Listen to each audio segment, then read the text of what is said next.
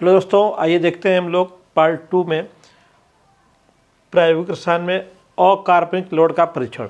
उसमें क्या मिलेगा हम लोग को दोस्तों, हम लोग को जो अकार्बनिक लोड मिलेगा उस अकार्बनिक लोड में उपस्थित धनायन और ऋणायन की हम लोग को पहचान करनी है। तो ये सबसे पहले हम लोग देखते हैं कि आखिर ये जिस लवड़ की हम लोग बात कर रहे हैं ये लवड़ क्या चीज़ है ना। तो आप लोग लवड़ के बारे में जानते ही हो, अम्ल और क्षार आपस में क्रिया करते हैं तो क्या बनता है दोस्तों, लवण और जल बनता है दोस्तों। इसका मतलब कि यहाँ पे आपका कोई अम्ल और क्षार आपस में अभिक्रिया किए और क्या बन गया, आपका लवण और जल बन गया दोस्तों। तो लवण और जल जब बनेगा तो हम उस लवण के बारे में देखिए, यहाँ पे अगर इस लवण की बात करें तो इसके दो पार्ट होंगे। एक पार्ट इसका क्या होगा, अम्ल से प्राप्त होगा और एक पार्ट क्या होगा, क्षार से प्राप्त होगा। अम्ल से और क्षार से प्राप्त होंगे दोस्तों, ठीक है। आइए हम लोग देखते हैं पहले कोई साल्ट लेकर के। जैसे अगर हम इसमें देख लीजिए, अगर ये कोई क्षार है NaOH, आइए कोई क्या है, अम्ल है, तो रिएक्शन कराएंगे तो क्या मिलेगा हम लोग को, NaCl मिल जाएगा और क्या मिलेगा, H2O मिलेगा दोस्तों, ठीक है। यहाँ पे क्या हुआ, एक क्षार लिया आपने, ये क्षार आपका है, ये क्या है दोस्तों, अम्ल है, और ये क्या बना आपका, लवण बन गया दोस्तों, और ये क्या आपका है, जल।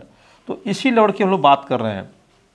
इस लवण को जब हमारा जो लवण है NaCl को जब जल में घोलेंगे हम लोग H2O में, तो जानते हो लवण को जब जल में घोला जाता है तो उसका क्या होता है, आयन हो जाता है और वो बन जाता है क्या आपका Na पॉजिटिव और प्लस Cl नेगेटिव में क्या होगा, वो ब्रेक कर जाएगा, टूट जाएगा दोस्तों, ठीक है। तो ये आपके धनायन के रूप में आ गया और ये क्या आ गया, ऋणायन के रूप में आ गया। आइए देखते हैं थोड़ा सा यहाँ पे जो हम लोग का क्षार है उस क्षार के बारे में देखते हैं। इस क्षार को जब NaOH को जब जल में घोला गया तो क्या मिलता हम लोग को, यहाँ पे मिलेगा हम लोग को Na पॉजिटिव और प्लस OH नेगेटिव, ठीक दोस्तों। आइए नेक्स्ट देखते हैं अम्ल को, देखते हैं क्या हो रहा है, अम्ल के साथ क्या हो रहा है। ये लिया HCl मैंने, ठीक है, HCl लिया और उसमें क्या किया मैंने, H2O डाला, H2O में अम्ल को डाला हम लोगों ने, तो क्या हो गया दोस्तों, यहाँ पे ये बन जाएगा आपका H positive plus Cl negative.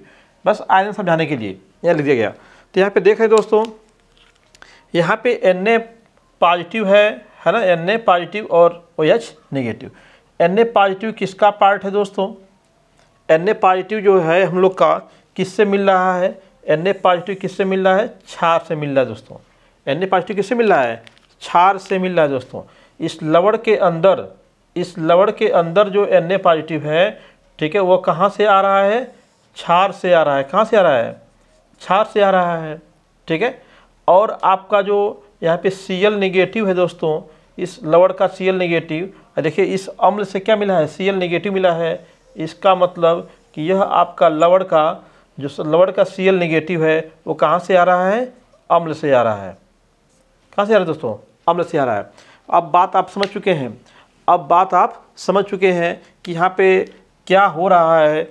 जिस लवण का हमें पहचान करना था उस लवण में कौन कौन से मूलक हैं दोस्तों, धनायन कौन से, ऋणायन कौन से हैं। तो इसका मतलब कि अगर हमारा NaCl लवण होता तो उसके अंदर क्या है, Na पॉजिटिव है ना, धनायन मिलता हम लोग को, और Cl नेगेटिव आपका ऋणायन मिलता हम लोग को, ठीक है। तो आपका जो यहाँ से लवण से मैंने दो चीज़ें प्राप्त किया, यहाँ पे अम्ल से मिलेगा एक पार्ट, एक पार्ट का मिलेगा क्षार से मिलेगा। तो जो क्षार से मिलने वाला पार्ट है दोस्तों वो कैसा होगा, धनायन होगा। क्षार से क्या मिलेगा, धनायन मिलेगा। उसी प्रकार अम्ल से क्या मिलेगा, ऋणायन मिलेगा दोस्तों। अम्ल से क्या मिल रहा है, ऋणायन, ठीक है। तो इसीलिए इसको बोलते हैं हम लोग, जो ऋणायन होता है उसको, ऋणायन को क्या बोलते हैं हम लोग, अम्लीय मूलक बोलते हैं। क्या बोलते हैं दोस्तों, अम्लीय मूलक। और जो क्षार से मिला है धनायन, इसको कहते हैं हम लोग क्षारीय मूलक। क्या बोलेंगे दोस्तों, क्षारीय मूलक। यानी कि अब इसको मैं यहाँ पे थोड़ा सा लिखता हूँ, ध्यान दीजिएगा। अगर ये मेरा लवण है दोस्तों, तो ये लवण क्या है, दो पार्ट से बना हुआ है। किससे, इसमें दो प्रकार के मूलक होंगे। एक होगा कौन सा, अम्लीय मूलक, और दूसरा क्या होगा दोस्तों, क्षारीय मूलक। तो लवण में उपस्थित जो आपके धनायन और ऋणायन की बात कर रहा है, ये धनायन क्या हो गया दोस्तों, ये हो गया आपका क्षारीय, क्या हो गया, क्षारीय मूलक हो गया। और इसको क्या कहेंगे हम लोग, अम्लीय मूलक, अम्लीय मूलक। ठीक है दोस्तों, बिल्कुल क्लियर होना चाहिए कि अम्लीय मूलक क्या है, क्षारीय मूलक क्या है। अम्लीय मूलक का मतलब क्या हो गया दोस्तों, ऋणायन, ऋणायन, ठीक है। और क्षारीय मूलक का मतलब क्या हो गया, धनायन। क्षारीय मूलक का मतलब क्या हो गया, धनायन। यह धनायन किसका पार्ट है दोस्तों, देख रहे हैं, क्षार का पार्ट है। धनायन किसका पार्ट है, क्षार का पार्ट है। और जो ऋणायन है वो किसका पार्ट है, अम्ल का पार्ट है। ठीक है दोस्तों, तो लवण के जो दो पार्ट होंगे, अम्लीय और क्षारीय मूलक, कौन हो गए, ऋणायन और धनायन। ठीक है, एक एग्जांपल मैं और आपको दे रहा हूँ, उसको भी आप देख सकते हो। जैसे मान लीजिए कि अगर हम H2SO4 ले लें, H2SO4 लिया जाए, ठीक है, और क्या ले लें, H2SO4 ले लो। देखो यहाँ पे, एक मिनट, H2SO4 हो गया, H2SO4 प्लस CuOH का ट्वाइस ले लिया मैंने। ठीक है दोस्तों, देखो ये क्या है दोस्तों, अम्ल है, ये क्या है दोस्तों, अम्ल है, ये क्या है, क्षार है। ये रिएक्शन देगा तो क्या देगा दोस्तों, सिंपल सा CuSO4 बन जाएगा। CuSO4 क्या बनेगा, CuSO4 बनेगा, ठीक है, CuSO4 आप प्लस क्या बनेगा, 2H2O, 2H2O। तो ये आपका जो CuSO4 बनाया है, ये क्या है दोस्तों, एक लवण है। क्या है ये, लवण है। ठीक है, अब इस लवण में देखिए दो पार्ट, इसको जब तोड़ेंगे आप तो क्या मिलेगा हम लोग को, एक मिल जाएगा Cu पे 2 पॉजिटिव मिल जाएगा और SO4 पे 2 नेगेटिव मिल जाएगा। तो दो पार्ट मिल रहे हम लोग को यहाँ पर भी, एक आपका अम्लीय हो जाएगा, एक क्या होगा, क्षारीय। तो ये हो गया आपका अम्लीय हो गया, अम्लीय मूलक हो गया। ठीक है, और ये क्या हो गया आपका, क्षारीय हो गया, क्षारीय मूलक। ठीक है दोस्तों, तो अब आप समझ चुके होंगे कि अम्लीय मूलक क्या है और क्षारीय मूलक क्या है। और जो लवण में हम लोग को धनायन और ऋणायन की पहचान करने की बात कर रहा है, उसी को कह सकता है कि किसी अकार्बनिक लवण में, दिए गए अकार्बनिक लवण में उपस्थित क्षारीय मूलक और अम्लीय मूलक की पहचान कीजिए। ठीक है दोस्तों, तो आपके अम्लीय मूलक और क्षारीय मूलक कई प्रकार के होंगे, लेकिन उनको हम लोगों ने मुख्य रूप से 3 पार्ट में डिवाइड कर दिया है दोस्तों। और आइए उन तीनों पार्टों को हम लोग देखते हैं और साथ ही साथ उनके जो अभिकर्मक हैं, उन अभिकर्मकों के बारे में भी देखते हैं।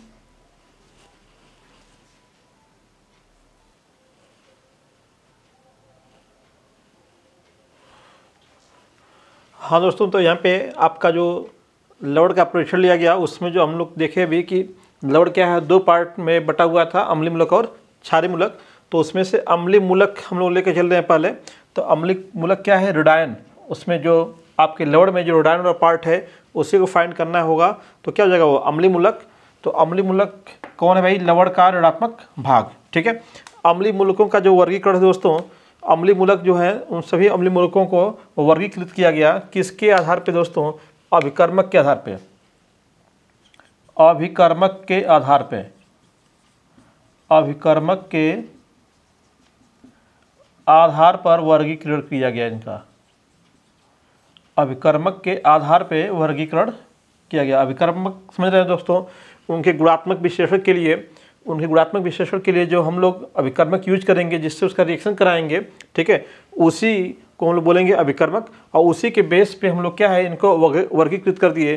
कुछ आपके जो ऋणायन थे, जो कुछ अम्लीय मूलक थे, वो आपके तनु HCl या फिर तनु H2SO4 से क्रिया करके आपका रिजल्ट दे रहे थे, पहचान दे रहे थे। और कुछ आपके जो अम्लीय मूलक थे वो क्या है, सांद्र H2SO4 से, ये सांद्र H2SO4 से ही देंगे, तनु से नहीं देंगे। जब इनका परीक्षण आप सांद्र से करेंगे तभी ये परीक्षण देंगे अपना, अगर ये तनु से करेंगे तो परीक्षण नहीं देंगे दोस्तों। ठीक है, इसी प्रकार से कुछ ऐसे भी हम लोग के अम्लीय मूलक थे जिनका परीक्षण हम लोग समानतः इन अम्लों से नहीं कर पा रहे थे, तो उनका परीक्षण क्या है, कुछ विशेष परीक्षण द्वारा क्या है, उनका परीक्षण किया जाता है दोस्तों। तो इस प्रकार से आपका जो अम्लीय मूलक है उनको 3 वर्गों में बांटा गया, प्रथम वर्ग, द्वितीय वर्ग और तृतीय वर्ग। यहाँ पे मैंने उनको क्रम से लिख दिया हुआ है, उनके नाम भी लिख दिए हैं। ठीक है, ठीक है। और दोस्तों, और द्वितीय वर्ग में आपके भी लिख दिया हमने, और यहाँ पे तृतीय वर्ग का। ठीक है, तो यहाँ पे आप उनको याद भी आसानी से कर सकते हो, इनके नाम देख करके याद कर सकते हैं। ठीक है, तो इसमें 5 हो गया, इसमें 5 हो गया, उसमें क्या है केवल 4 ही है। तो इसमें आपका कार्बोनेट सल्फाइड है ना, सल्फाइड, ध्यान देना यहाँ पे सल्फाइड है या सल्फाइड है दोस्तों, सल्फाइड, एसीटेट और नाइट्राइट आयन। ठीक है दोस्तों, यहाँ पे क्या क्लोराइड आयन है, ब्रोमाइड आयन है, आयोडाइड आयन है और नाइट्रेट आयन है और ऑक्जेलेट आयन है। ठीक है दोस्तों, तो यहाँ पे आपका सल्फेट है, फास्फेट है ना, बोरेट है आपका। तो ये आयन आपके हैं, इनको आप बिल्कुल याद रखेंगे दोस्तों। और अभी हम लोग देखेंगे इनका परीक्षण क्या है, इनको कैसे टेस्ट करेंगे हम लोग। तो बिल्कुल अब हम लोग ये पहचान कर चुके हैं, पढ़ चुके हैं हम लोग कि क्या हम पढ़ने जा रहे हैं, किन के बारे में जानने टेस्ट करने जा रहे हैं हम लोग। ठीक है, कौन सा अभिकर्मक लेंगे। अब हम लोग के पास अभिकर्मक भी है, ठीक है, और एक हमारे पास जो अम्लीय मूलक है उनके बारे में जानेंगे हम लोग। तो अब उन लोग को हम लोग ले चलते हैं, हम लोग लवण को लेके चलेंगे प्रखनली में, और प्रखनली में लेकर के हम लोग करेंगे उनका टेस्ट, और टेस्ट करके बताएंगे कि निम्न जो अम्लीय मूलक हम लिखे हुए हैं 3 वर्ग, तीनों वर्ग में से किस वर्ग का अम्लीय मूलक है। ठीक है दोस्तों, पहचानेंगे उनको कि किस वर्ग का है और कौन सा अम्लीय मूलक है। ठीक है दोस्तों, तो आइए लेके चलते हैं इन जो दिया गया लवण है उसको टेस्ट ट्यूब में। ठीक है दोस्तों,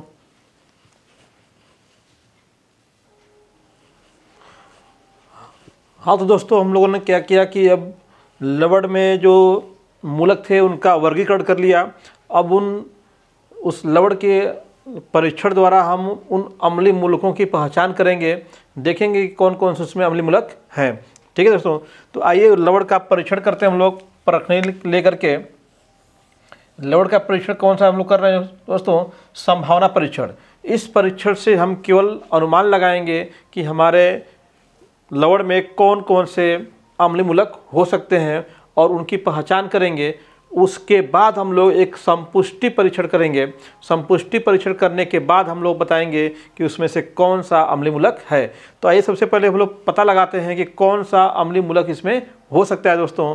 तो आइए सबसे पहले क्या करेंगे, एक प्रखनी लेंगे, सूखी शुष्क प्रखनी लेकर के उसमें लवण की थोड़ी सी मात्रा लेंगे। देखो दोस्तों यहाँ पे एरो लगाया मैंने, लवण की थोड़ी सी मात्रा लेंगे और जल की थोड़ा सा अधिक मात्रा लेंगे हम लोग, ताकि आसानी से घुल जाए, ताकि क्या हो, आसानी से घुले। इसके लिए हम लोग जल की मात्रा थोड़ा सा अधिक रखेंगे और लवण की मात्रा थोड़ा कम रखेंगे। ठीक है दोस्तों, आप फिर उसमें 2 ml है ना, लगभग 2 ml तक क्या है तनु H2SO4 डालेंगे दोस्तों।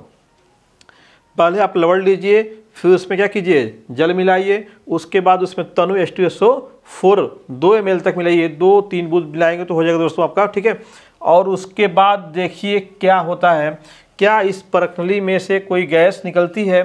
ठीक है, अगर कोई गैस निकल रही है तो ठीक है, अगर गैस नहीं निकल रही दोस्तों तो समझ जाइए कि उसमें प्रथम समूह नहीं है। अगर कोई गैस निकली तो समूह 1 हो सकता है, समूह फर्स्ट हो सकता है, ग्रुप फर्स्ट क्या है हो सकता है उसमें। ठीक है दोस्तों, ग्रुप फर्स्ट के जो आपके अम्लीय मूलक हैं है ना, एसिड रेडिकल्स हैं, वो क्या है हो सकते हैं दोस्तों। अगर कोई गैस नहीं निकलती है, अगर कोई गैस नहीं निकलती है, इसका मतलब कि समूह फर्स्ट नहीं है, उसमें समूह फर्स्ट नहीं है दोस्तों, उसमें समूह फर्स्ट क्या है नहीं है, हमें फिर से परीक्षण करना पड़ेगा दोस्तों। ठीक है, तो मान लीजिए कि उसमें से कोई गैस निकली, तो जो गैस निकल रही है उस गैस की पहचान करेंगे, उस गैस को हम लोग उस गैस का परीक्षण करेंगे कि वो गैस कैसी है। अगर गैस कैसी है दोस्तों, रंगहीन और गंधहीन है, तो CO2 गैस होगी दोस्तों, और CO3 कार्बोनेट आयन का क्या है संभावना है, वहाँ पे जो कार्बोनेट अम्लीय मूलक है उसकी संभावना हो सकती है। अगर गैस रंगहीन है लेकिन सड़े अंडे जैसी गंध उसके अंदर है, तो वह सड़े अंडे वाली गैस गंध जो होती है H2S गैस के कारण होती है। ठीक है दोस्तों, तो उसमें आपका सल्फाइड जो आपका अम्लीय मूलक है उसके होने के चांसेज हैं वहाँ पे। ठीक है दोस्तों, फिर अगर आपका रंगहीन तीखी गंध निकल रही है, जो गैस है वो रंगहीन है और कैसी है तीखी है, तो वहाँ पे क्या है आपका SO2 गैस की वजह से ऐसा है तीखापन उसका, और वहाँ पे क्या है सल्फाइड जो आपका अम्लीय मूलक है वो हो सकता है। ठीक है, अगर भूरे रंग की गैस निकल रही है दोस्तों तो वहाँ पे क्या है नाइट्रेट हो सकता है। रंगहीन गैस है, सिरके की गंध है वहाँ पे, तो क्या हो जाएगा वो एसीटेट आयन वहाँ पे प्रेजेंस हो सकता है। ये संभावना है दोस्तों, देखिए यहाँ पे लिखा गया है संभावना है। गैस का गुण देख करके हम संभावना लगाएंगे, संभावना कर सकते हैं कि कौन सा अम्लीय मूलक हो सकता है। उसके बाद हम लोग क्या करेंगे, संपुष्टि परीक्षण करेंगे, और संपुष्टि परीक्षण करने के बाद बताएंगे कि वह गैस किस अम्लीय मूलक के कारण है, कौन सा अम्लीय मूलक उसमें है। दोस्तों मान लीजिए कि अगर उसमें कोई गैस नहीं निकल रही है तो इसका मतलब कि वहाँ पे अम्लीय जो आपका जो फर्स्ट समूह नहीं होगा, क्या होगा, आपका द्वितीय समूह उसमें हो सकता है। तो उसके लिए फिर से एक दूसरी परख नहीं लेंगे, उसमें फिर अपना लवण जल, और अब की बार जैसे यहाँ पे तनु लिया था आपने, तनु H2SO4 लिया था, यहाँ क्या लेना आपको, सांद्र H2SO4 लेना है।